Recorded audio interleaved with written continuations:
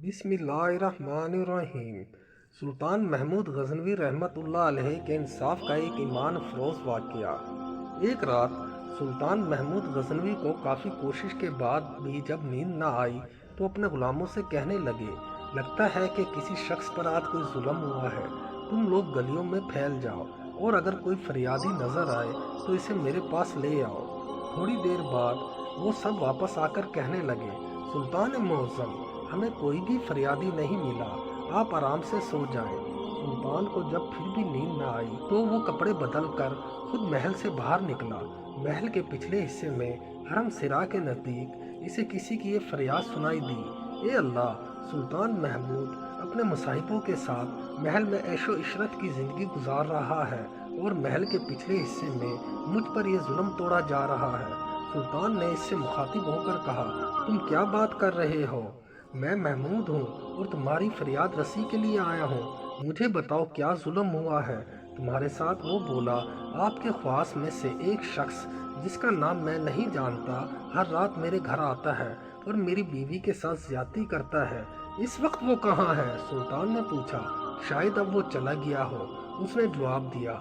सुल्तान बोला, दोबारा जब वो आए तो फौरन आकर मुझे इतला कर दो। फिर सुल्तान ने इस मजलूम शख्स को महल के दरबानों को दिखाया और कहा कि जब भी ये शख्स यहाँ आए इसे सीधा मेरे पास पहुँचा देना।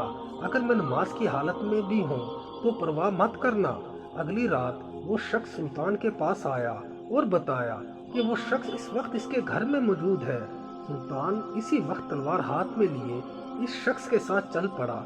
जब इसके घर के करीब पहुंचा तो इससे कहा कि घर के सारे चिराग बुझा दो। फिर अंधेरे में ही इसके घर में घुसकर उस शख्स का सर तन से जुदा कर दिया। फिर सुल्तान ने हुक्म दिया कि चिराग रोशन कर दो। इस शख्स का चेहरा देखा, वो सजदे में गिर पड़ा। फिर घर के मालिक से कहा, अगर कुछ खाने को है तो ले आओ, मुझे बहुत सख्त भूख लगी हुई है। मजलूम शख्स ने कहा, आप जैसा सुल्तान मुझ गरीब के घर का खाना कैसे खाएगा? जो कुछ भी है ले आओ। सुल्तान ने जवाब दिया। वो शख्स एक सूखी रोटी उठा लाया जिसे सुल्तान ने बड़ी रग़बत से खाया। वो शख्स सुल्तान से पूछने लगा कि चिरागों को बुझाना, सजदा करने और रोटी तलब करने के पीछे आखिर क्या राज है? सुल्तान ने फरमाया, मैंने जब तुम्हारी दास्तान सुनी तो सोचा कि मेरी सल्तनत में ऐसा जुल्म करने की हिम्मत सिर्फ मेरे किसी बेटे को शायद हो सकती हो। गोया मैं अपने किसी शहजादे को कत्ल करने तुम्हारे साथ यहाँ आया था। मैंने अंधेरा करने को इसलिए कहा था कि कहीं मेरी पेदराना शफकत मेरे इंसाफ के रास्ते में हाइल न हो जाए। चिराग जलने पर जब मैंने देखा कि वो मेरा बेटा नहीं है तो मैं सजदे शुक्र बजा लाया और आपसे खाना इसलिए मांगा कि जब से मुझे तुम्हारी मुसीबत का इल्म हुआ मैंने अल्लाह के सामने कसम खाई थी कि जब तक तुम्हें इंसाफ नहीं मिल जाता मेरे ऊपर रोटी हराम है।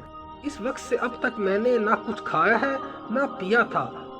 ये थे मुसलमानों के हुक्मरान और आजकल के हुक्मरान, इनको तो अपनी याशियों से ही फुर्सत नहीं। अवाम को इंसाफ फराम करना तो इनके एजेंडे में शामिल ही नहीं, बल्कि उल्टा जालिम दरिंदों को बचाने के लिए ही तदबीरें सोची जाती हैं। इससे ज़्यादा और क्या कहा जा सकता है कि इनका हिसाब तो बस अल्लाह ही की अदालत में ही होगा।